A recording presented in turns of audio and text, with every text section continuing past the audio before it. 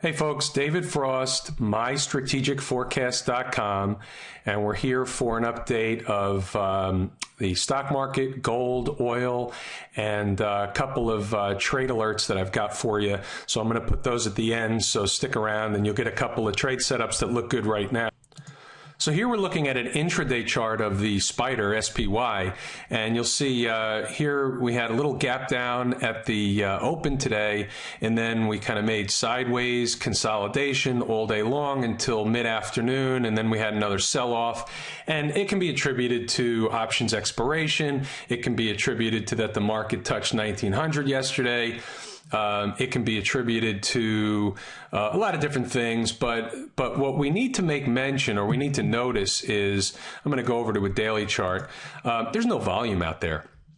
So although we saw some selling pressure in the afternoon and the volume did pick up a little bit, but all in all, there's no volume out there. So you're not going to see any heavy selling until volume picks up. And right now, you may see a down move down to 184, 184 and a half, maybe 185. This pivot low here is a good target.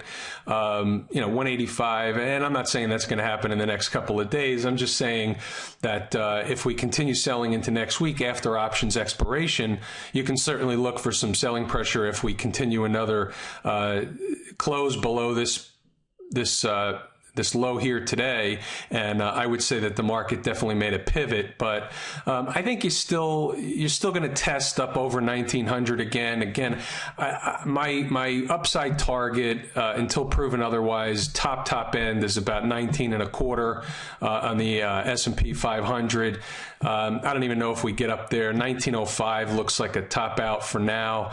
And, we're still 4, 5, 6 weeks away from the real heavy selling pressure, but anything can happen. So that can change. So I'll keep updating you on that and see if it's going to change. But right now, without any heavy volume, nothing going on.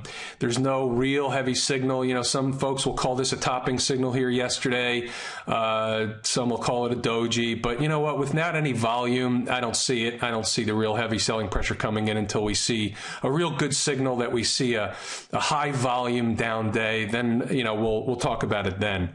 Let's go over to the Qs, and we'll take a look at the NASDAQ market.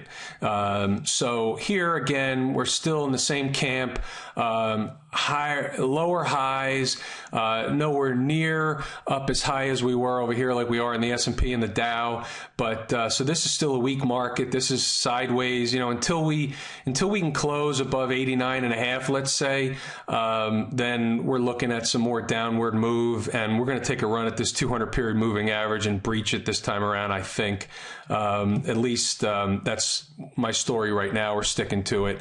We'll take a look at real quick the small cap index, which is a great indicator of American small business, and here it even looks worse than NASDAQ. And here you'll notice, this is important, on a daily basis, we breached the 200 for the last week, and this market is real weak. This market wants to go down to 105.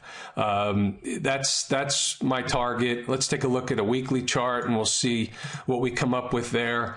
Here's some sideways. We're starting to break down. We're going to come through this 50 period moving average. If we can get through that, we're going to come to this pivot high here, and that's where I come up with the 105. This is going to be some resistance.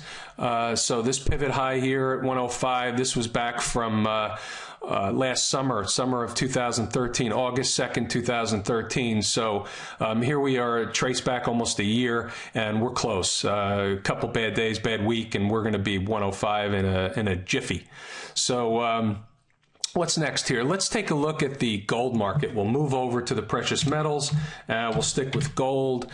And here on a weekly basis, well, I'm going to start with the daily. So on the daily basis, there's nothing going on here. We're still going to hit up to this 50 period moving average up at 126. Top end is going to be about 128, right around this pivot high here. And if we get through there and close above that, we'll talk. But for now, it just looks like gold wants to move lower, not higher, but there's no trade either way. It's kind of in no man's land, but it's consolidating sideways. Now let's go back over to the weekly and take a look at what we see. Again, here, this looks even worse, because until we can get above this period here, or this red bar high at the high is 128 and a quarter, same number, right? Until we can get above 128, we're going nowhere. So, and this is consolidating sideways. So we got 1, 2, 3, 4, another 2 weeks of sideways, and this market will be poised to go down, 2, 3 weeks.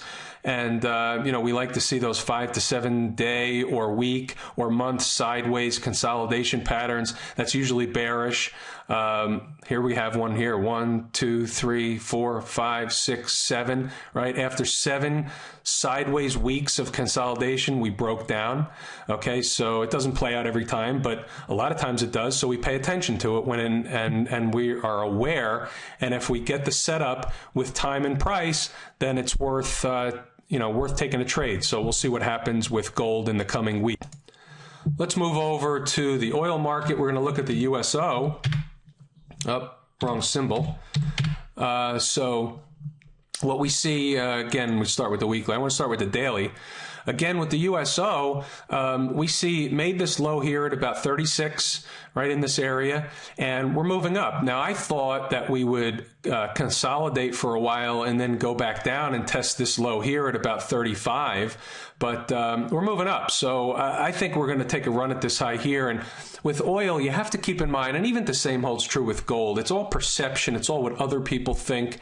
If you have a geopolitical event, whether it be Russia and the Ukraine or Iran or something else around the world that threatens the supply or the perceived supply of oil, you'll see a spike in oil. And oil right now over 100 can easily shoot up to 110 to 112, which would bring the USO up to the 137, 138 area. And I don't see much more than that, but if we have a geopolitical event, all bets are off. So we're going to stay away from oil. There's no trade here. There's no good setup. There's no long. There's no short. Anything goes with oil. So we're going to be patient there and not jump the gun. So now I want to give you an idea. I'm going to take a trade here probably tomorrow. I'm going to put out a trade alert, a separate trade alert, but I'm going to do it here also. And the trade alert is on the TLT. Okay, so here's a daily chart of the TLT, and it looks like it's strong, and it is strong.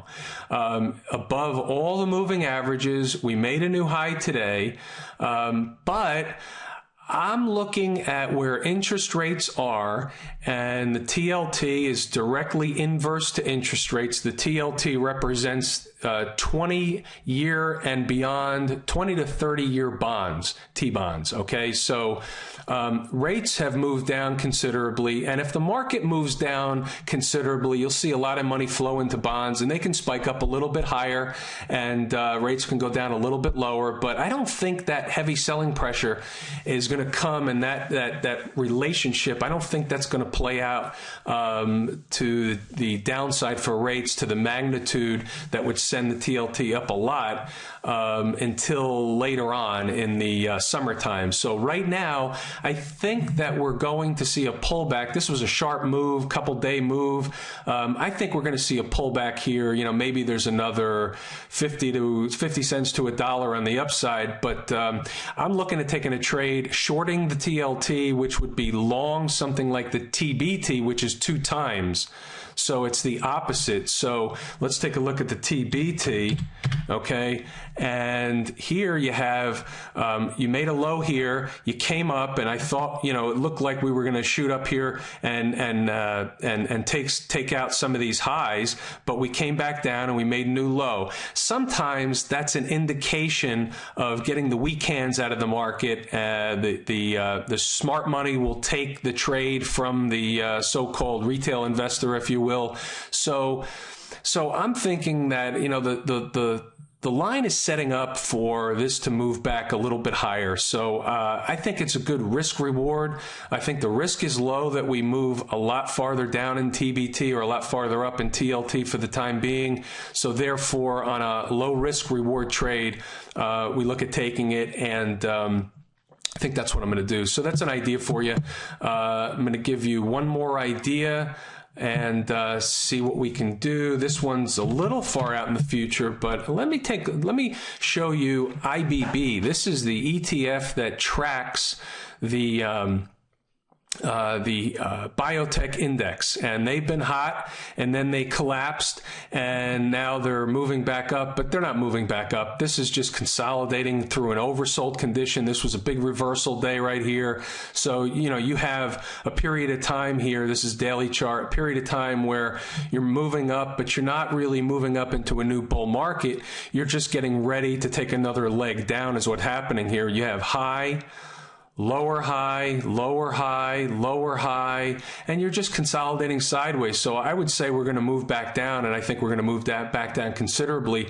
And the majority of it will probably come over the summer, but don't think that this won't start first. So let's take a look at why I believe that way. If you look at a weekly chart, look at this. This is going sideways another couple of weeks, and this is going down.